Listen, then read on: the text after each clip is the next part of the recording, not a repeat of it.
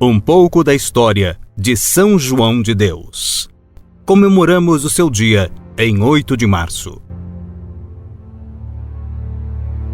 São João de Deus. Chamava-se João Cidade e nasceu de uma boa família operária em Montemoro Novo, em Portugal, em 1495, 3 anos após a chegada de Cristóvão Colombo à América. Tinha no sangue o gosto pela aventura, como os portugueses de seu tempo, a tal ponto que, com a idade de 8 anos, desapareceu de casa e não mais foi encontrado. A mãe morreu de desgosto e o pai, viúvo, tornou-se um leigo franciscano. Tendo ultrapassado os limites de sua pátria, não se sabe como chegou a Oropesa, na Espanha, a casa de Francisco Cide, procurador do conde Francisco Álvarez de Toledo. Para sua sorte, foi acolhido como um filho e adquiriu boa instrução básica.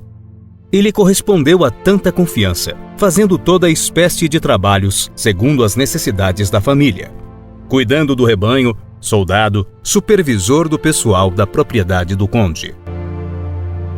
As coisas estavam indo bem, até que seu benfeitor resolveu lhe oferecer a mão de sua filha. Teria sido um ótimo partido, mas, inesperadamente, despertou em João o espírito aventureiro e ele se alistou no exército espanhol, que partia em guerra contra os franceses para a reconquista de Fuenterrabía. Os companheiros estimavam-no por sua coragem e honestidade e lhe confiaram a guarda dos ricos despojos conquistados dos franceses. Não se sabe como o cofre foi roubado e ele foi expulso do exército e condenado à forca. Só a intervenção de um personagem influente lhe salvou a vida. Retornou a Oropesa e retomou seu trabalho, mas o matrimônio ficou esquecido. Esperava pela oportunidade propícia para voltar ao exército e conseguiu isso no ano de 1532, quando tomou parte na defesa de Viena contra Solimão II. Quando retornou à Espanha, alguma coisa havia mudado dentro dele. Fez uma peregrinação a Compostela, depois visitou sua cidade natal e finalmente se dirigiu a Sevilha, onde por alguns anos trabalhou como pastor, até que no ano de 1535 novamente saiu perambulando pelo mundo.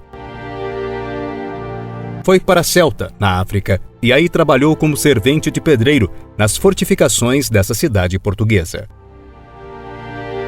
Realizou uma obra humanitária, pois, com seu dinheiro, ajudou uma nobre família portuguesa exilada nessas terras e sem nenhum recurso econômico.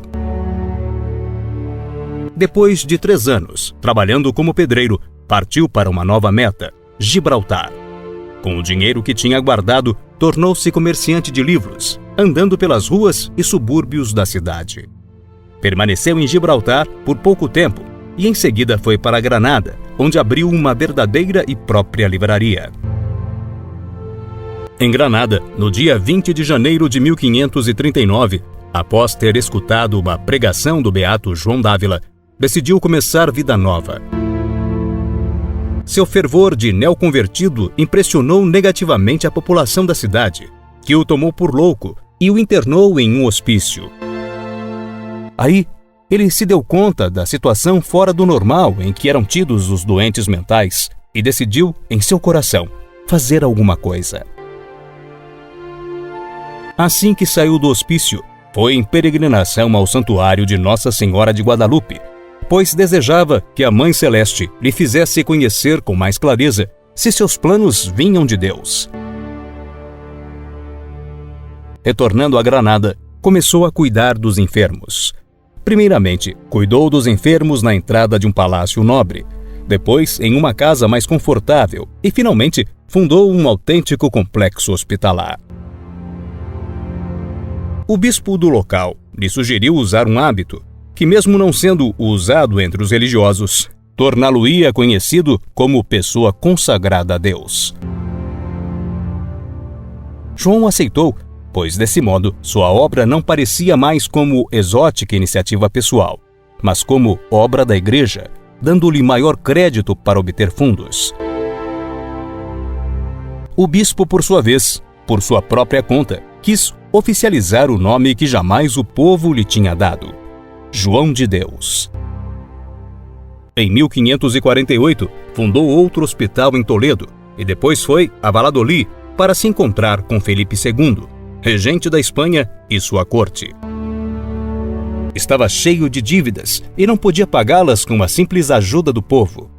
Apresentou a quem de direito a situação em que se encontrava, não por imprudência ou por má administração, mas porque procurava ir ao encontro das necessidades objetivas dos súditos do rei.